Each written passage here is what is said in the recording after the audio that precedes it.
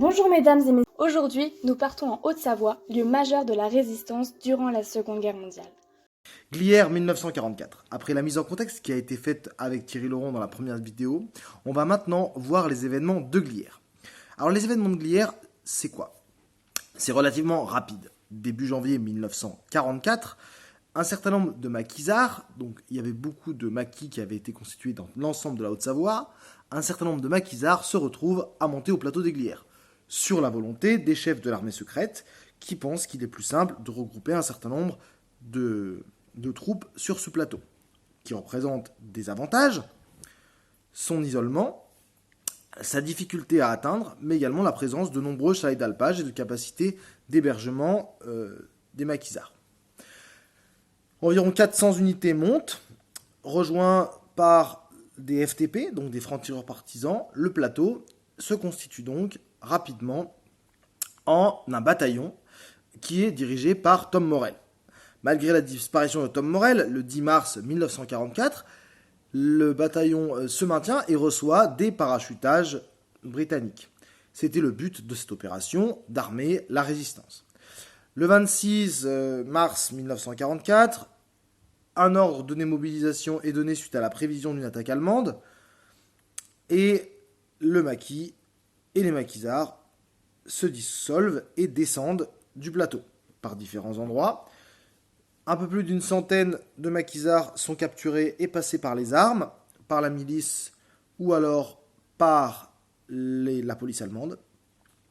C'est donc la fin du plateau de Glières et c'est ces événements-là qu'on va étudier. Donc on va d'abord, dans cette vidéo, voir la vie des résistants et le parcours des résistants au travers du travail qu'on a fait au cimetière de Morette.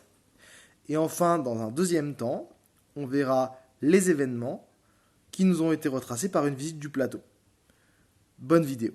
Nous partons donc en bus à la nécropole de Morette située dans la vallée du Fier. Les élèves doivent chercher dans le site des informations sur des résistants. Et ensuite, il faut les restituer. Nous sommes en 1917, un an avant la fin de la Première Guerre mondiale. En Espagne, naît un petit garçon, nommé Ángel Gómez. Aujourd'hui, je vais vous raconter son histoire, celle d'un Espagnol résistant, ce qu'on appelle la retirada. Cependant, le décret du 12 novembre 1938 prévoyait l'internement des étrangers indésirables.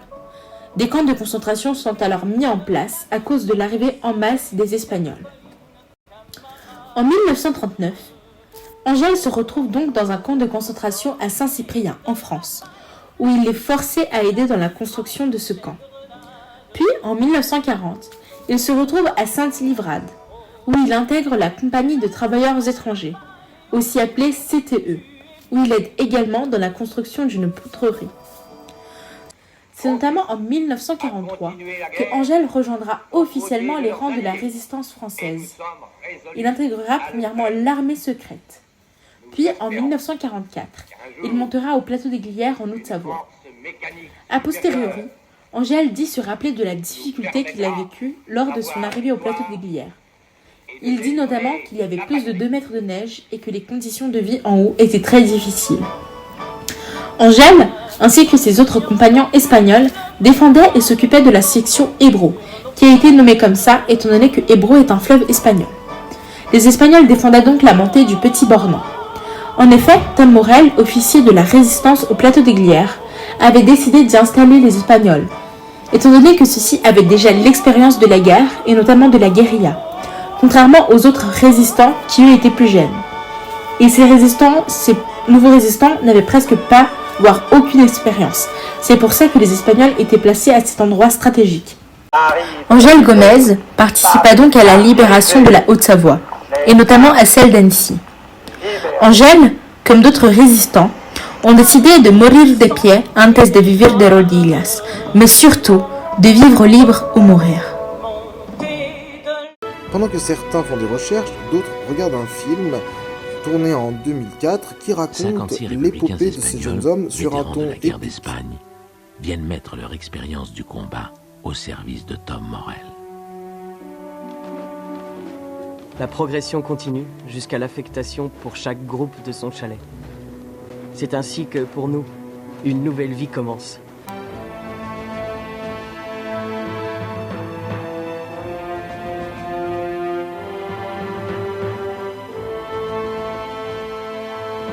Garde à vous. Pareil pour les couleurs. Envoyez.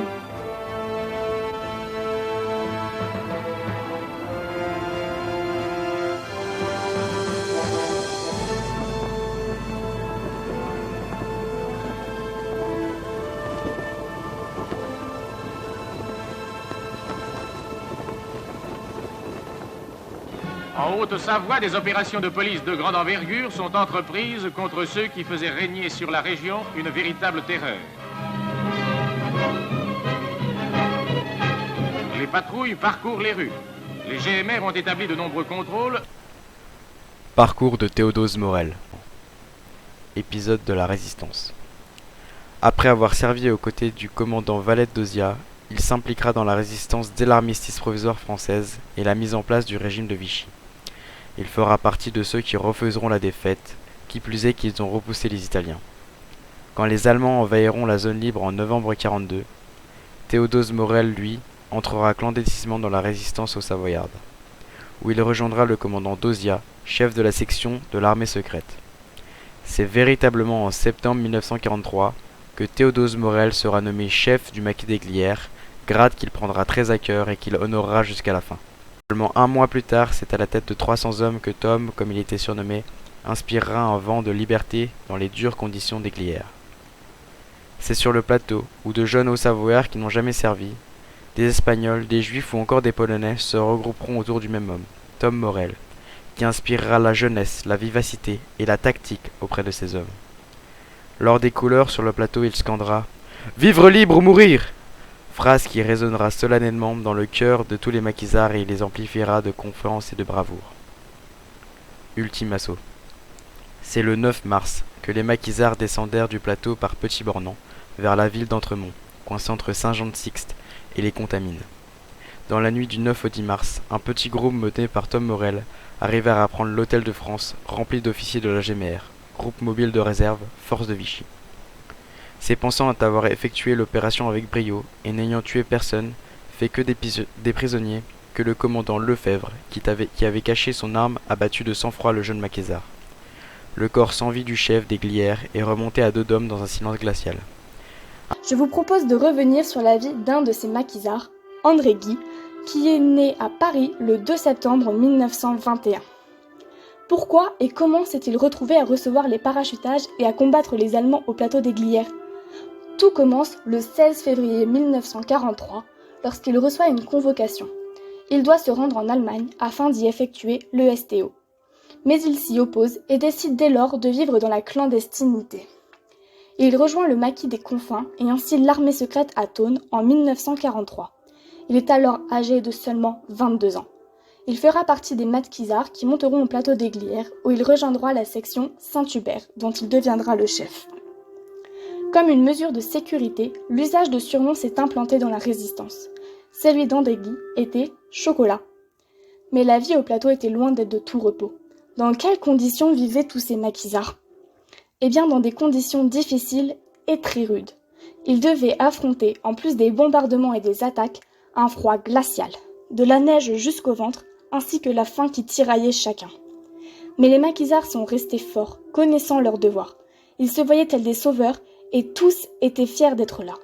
Je suis sûre que vous vous demandez tous si André Guy a survécu et si elle a pu raconter son histoire. Malheureusement non. André Guy sera abattu par les Allemands le fameux 26 mars 1944. Comme beaucoup de ses partenaires, on pourrait même dire de ses amis. Il sera inhumé par la suite à la nécropole de Moretz avec 105 de ses camarades. Chocolat fait partie de ces personnages qui ont permis de libérer la Haute-Savoie par leur organisation et leur volonté. Cette libération fut un moteur pour toute la résistance française. La nécropole et le mémorial des Glières sont aujourd'hui un symbole de mémoire, de façon à ce qu'on n'oublie jamais ces maquisards qui se sont battus pour la liberté de la France.